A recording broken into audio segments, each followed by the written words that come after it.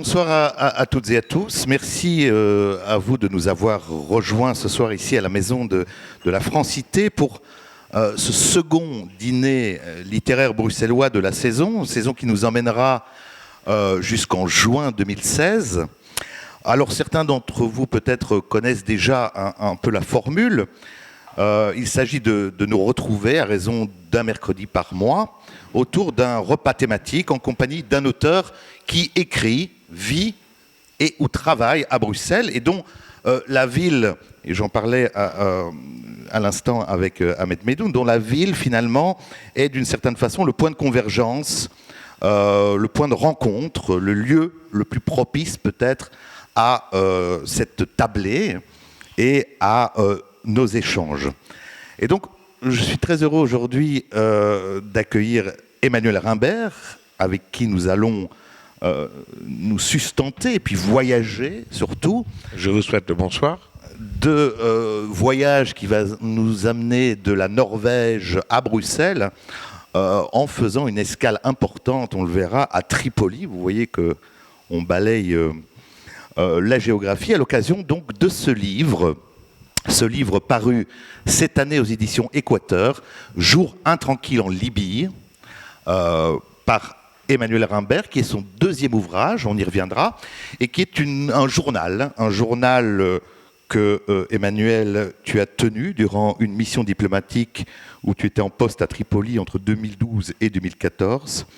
Et on verra peut-être ensemble qu'il s'agit peut-être plus qu'un simple journal relatant des faits historiques vécus au quotidien, et on verra dans quelle mesure ce journal est aussi une forme, un genre qu'apprécie tout particulièrement Emmanuel Rimbert. Et la question était sur l'écriture fragmentée.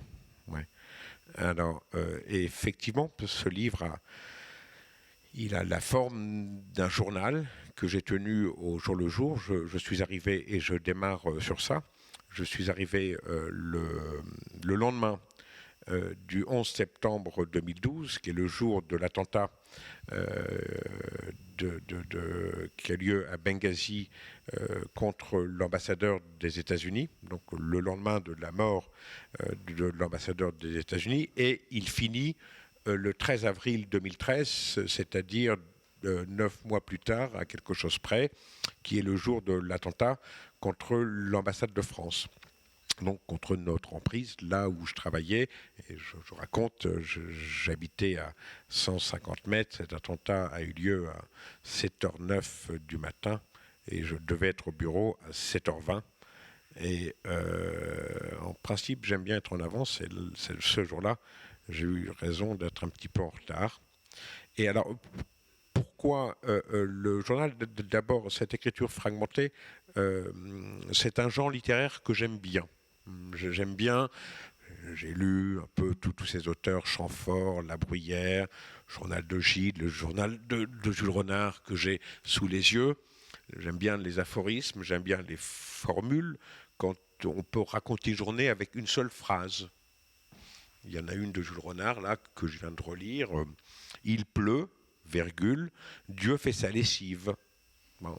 Non, mais vous pouvez raconter une journée avec une seule phrase, vous pouvez la raconter avec 10 phrases, 20 phrases, mais ça vous oblige à resserrer, et cette idée et contrainte de raconter une histoire dans un moment très réduit, à évidemment l'inverse de Proust, hein, bon. mais de resserrer, c'est un genre que j'aime bien. Et puis qui allait bien avec ma vie du moment. J'étais donc expatrié seul à Tripoli. Quand vous n'avez pas le droit de sortir le soir, etc., pour des raisons de sécurité, que vous aimez un peu la lecture et l'écriture, naturellement, j'ai pris des notes sur mes journées au jour le jour. Et je crois, si je vais résumer le livre, pour être certain que personne ne comprenne, je dirais que j'ai voulu donner dans ce livre l'odeur de l'explosif et de la poudre, qui était l'univers dans lequel j'étais, avec des tirs de Kalachnikov toutes les nuits, des explosions à droite, à gauche. C'est ça. 2 explosions entre 2 dates, 9 mois entre les deux, et puis au bout du compte, l'odeur de l'explosif qui n'a rien à voir avec, quoique de temps en temps, c'est une odeur qu'on retrouve dans les fêtes foraines. Vous savez, dans les fêtes foraines, ça sent les gaufres et la chantilly, mais ça sent aussi les tirs de carabine. Et quand vous êtes tout près de gens qui font des tirs de Kalachnikov, il y a cette petite odeur-là. Vous retirez le goût de la vanille. Alors, effectivement, à la lecture du journal, on se rend compte qu'il y a ces temps morts, cette solitude, même si finalement elle n'est pas si... Elle n'est pas si terrible. Elle n'est pas si terrible parce qu'il y a des rencontres, il y a des échanges, il y a le travail, bien sûr, aussi au quotidien, mais il y a un sentiment de solitude qui traverse le livre et qui est peut-être accentué, selon moi, par un certain immobilisme, un peu ouaté. D'ailleurs, tu le dis à un moment, une brume ouate le rivage, une lumière presque inchangée qui reste constamment présente, et puis cette absence de sensualité, en fait. Et je voulais lire un petit passage, si tu permets,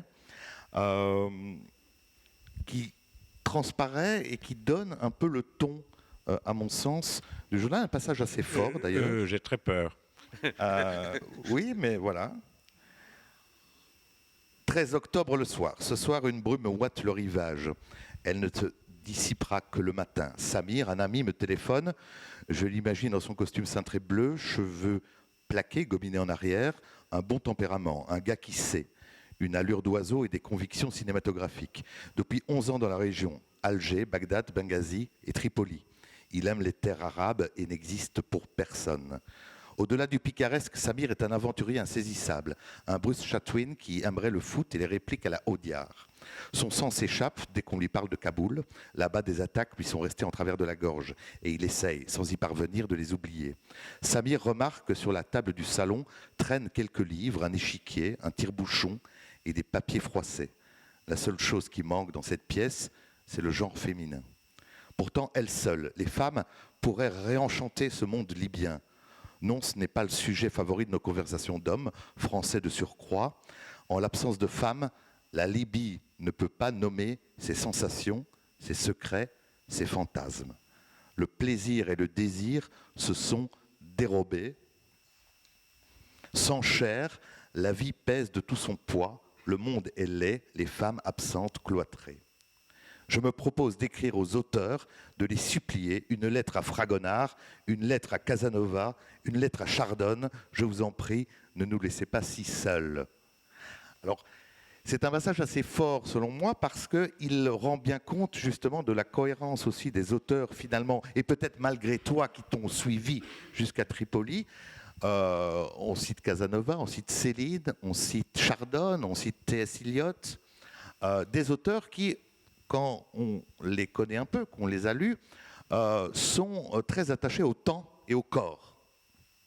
Et cette absence-là, ce balancement entre le côté charnel de la littérature et l'absence de charnel au quotidien, me semble un peu le point du journal, le point d'orgue du journal. Oui, je comprends. On était beaucoup entre hommes, c'est vrai. Mais il y a des dîners avec Ambrine et Sandrine que tu peux raconter. Oui, mais dont on ne sait pas grand-chose finalement. Non, mais j'étais effectivement seul expatrié et